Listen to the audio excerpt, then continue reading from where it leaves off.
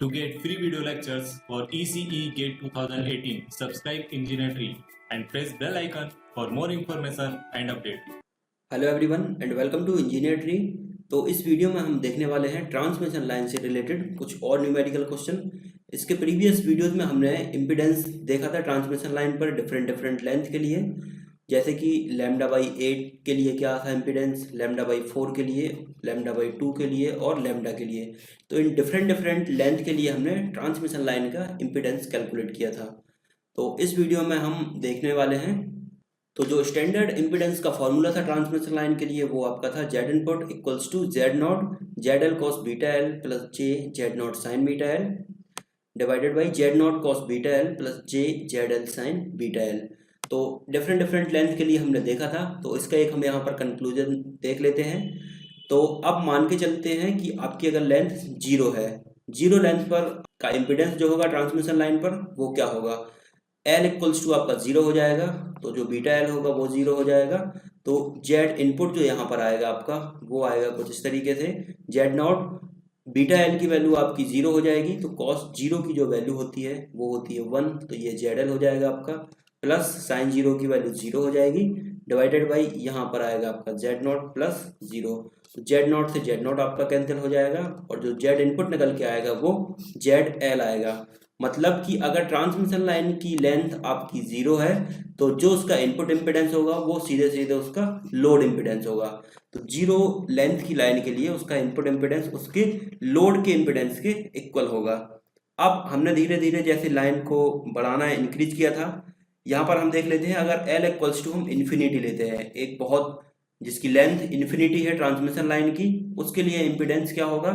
तो जब आप एल इक्वल्स टू इन्फिनिटी यहाँ पर रखेंगे तो जेड इनपुट जो निकल के आएगा आपका वो आएगा जेड नॉट, और यहाँ पर जब आप एल की जगह पर इन्फिनिटी पुट करेंगे, यहाँ पर इन्फिनिटी, यहाँ पर इन्फिनिटी और यहाँ पर इन्फिनिटी रखेंगे, तो ये न्यूमरेटर और आपका डिनोमिनेटर सेम हो जाएगा, तो इसको आप कैंसिल आउट कर सकते हैं और जो आपका टर्म बचेगा वो बचेगा केवल जेड नॉट।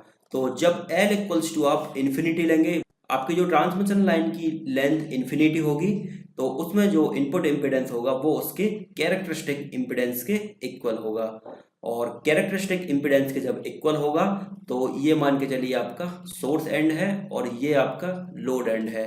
तो सोर्स एंड से जो टोटल पावर होगा वो आपका लोड के साइड ट्रांसमिट हो जाएगा, जेड इनपुट जो हो जाएगा वो आपके कैरेक्टरिस्टिक इम्पीडेंस के इक्वल हो जाएगा और पूरी ट्रांसमिशन लाइन पर हर जगह उसका इम्पीडेंस सेम हो जाएगा जो कि होगा जेड नॉट।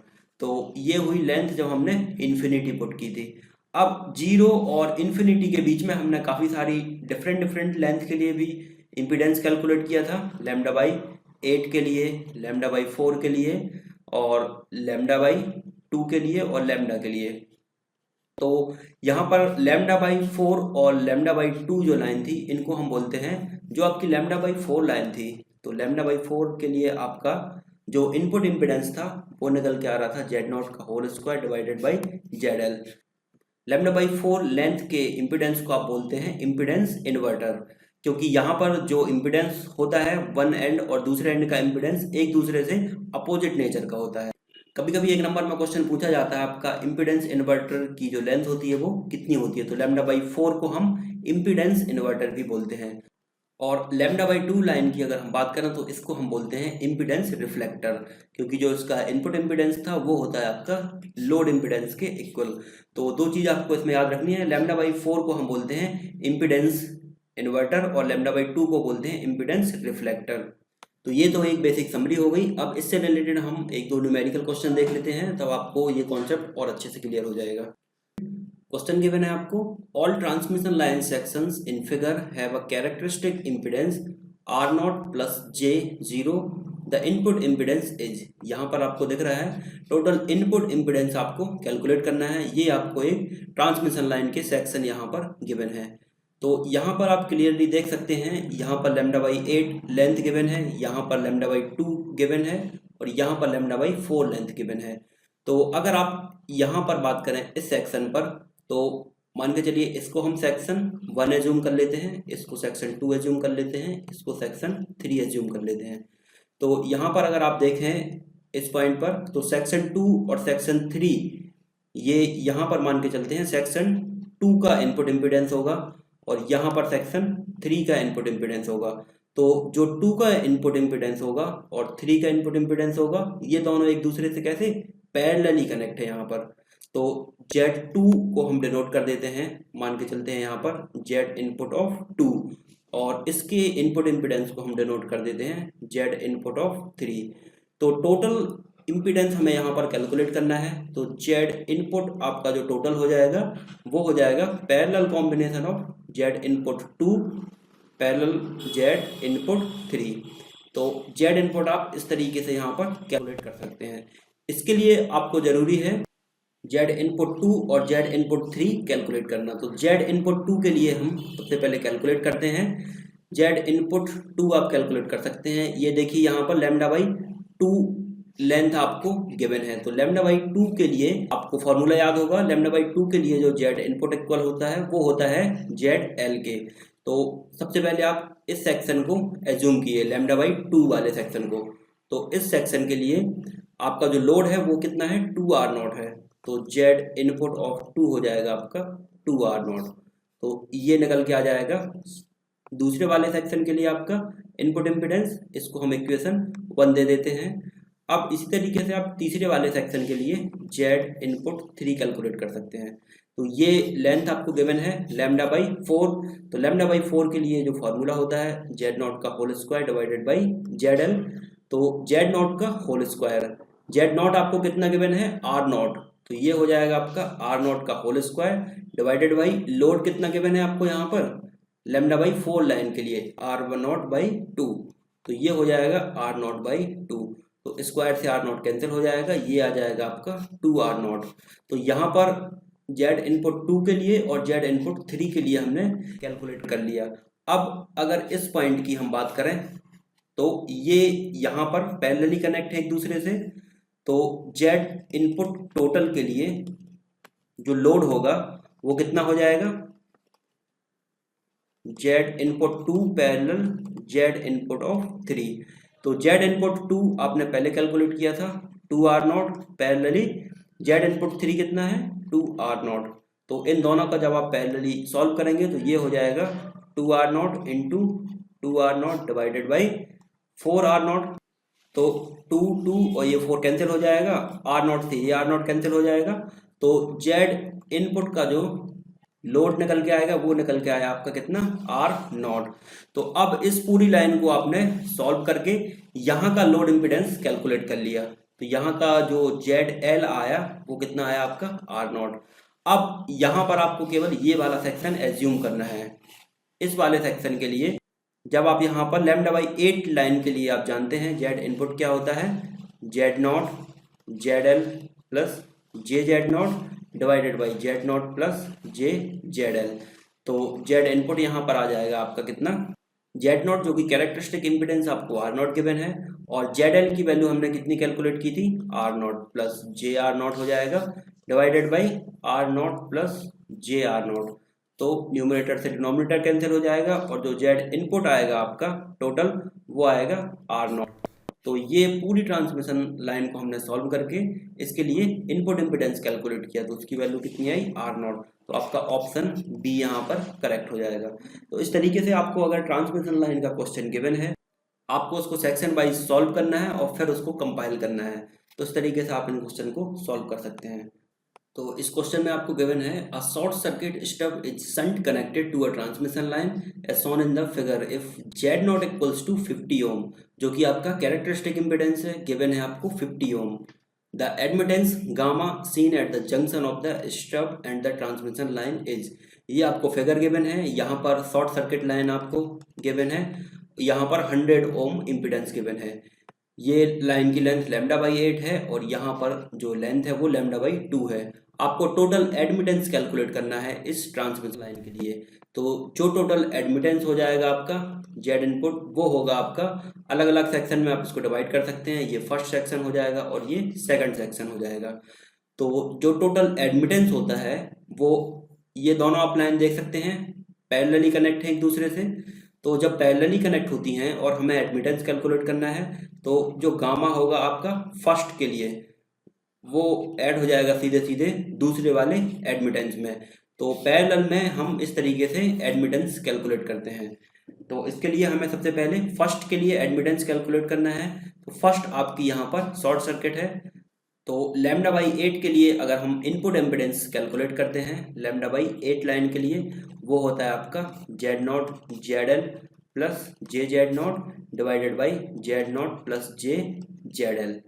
तो यहाँ पर आप देख सकते हैं कि ये शॉर्ट सर्किट लाइन आपको गिवन है। तो शॉर्ट सर्किट में आपका ZL जो होगा उसकी वैल्यू कितनी हो जाएगी, 0 हो जाएगी, जो कि लोड इम्पिडेंस है। तो उसकी वैल्यू जब 0 हो जाएगी तो जेड इनपुट आपका लैम्डा बाई 8 लाइन के लिए आ जाएगा Z0, ये 0 हो जाएगा आपका। तो ऊपर बचेगा JZ0, नीचे बचेगा आपका केवल Z0। तो Z0 से Z0 कैंसिल हो जाएगा और इसके लिए जो इनपुट इम्पिडेंस आएगा लैम्डा बाई 8 लाइन के लिए वो आएगा आपका JZ0। और Z0 की वैल्यू क्वेश्चन में आपको गिवन है 50 ओम। तो जो Z इनपुट होगा आपका लैम्डा बाई 8 लाइन के लिए वो हो जाएगा आपका J50।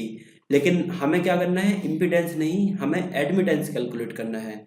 तो इसका जो एडमिटेंस हो जाएगा वो हो जाएगा 1/Z इनपुट इम्पिडेंस। तो जो लैम्डा बाई 8 लाइन के लिए एडमिटेंस आएगा वो आ जाएगा आपका 1/J50। तो इसको आप लिख सकते हैं, J ऊपर जाएगा तो माइनस J 0.02। ये आपका एडमिटेंस आ गया लैम्डा बाई 8 लाइन के लिए।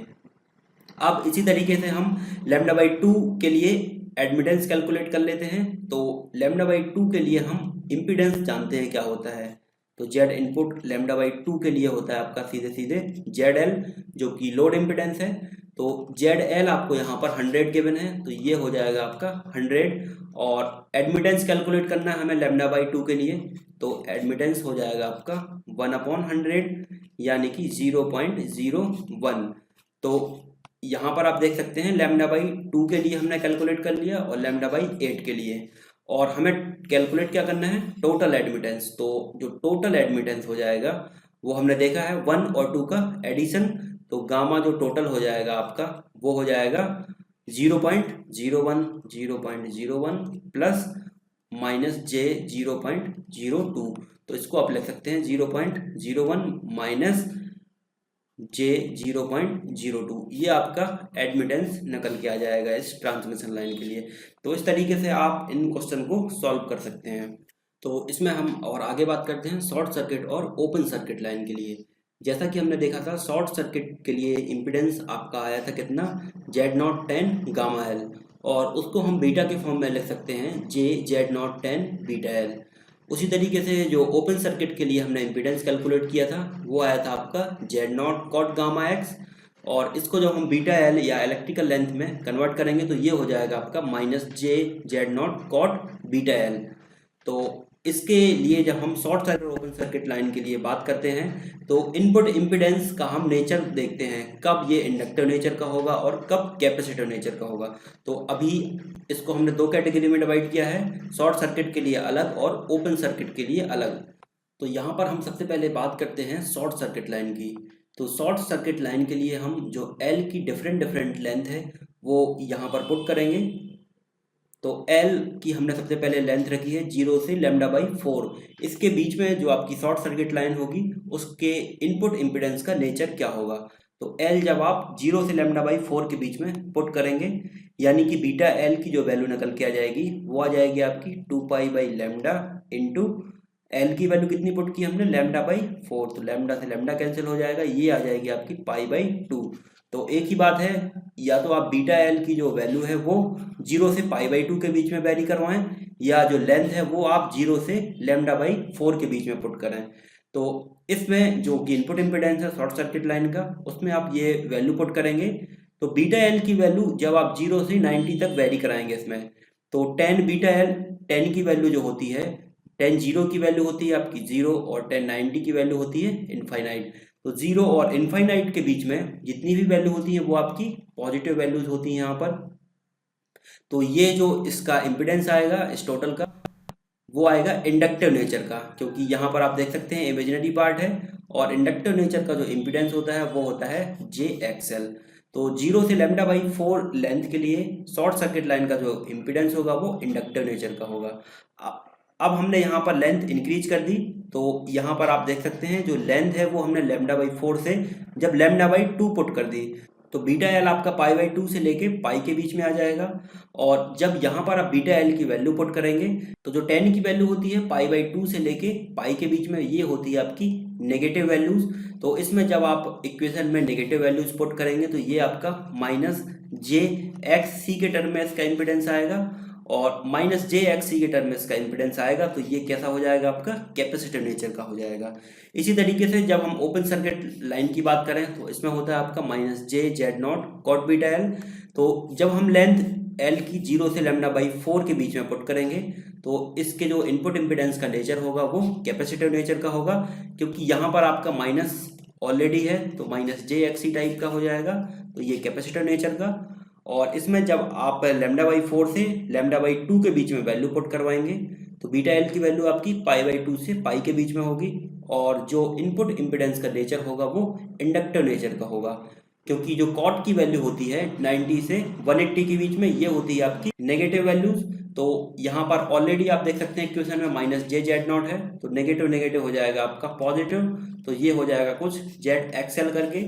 तो जो उसका इम्पिडेंस का नेचर होगा वो आपका इंडक्टिव नेचर का होगा।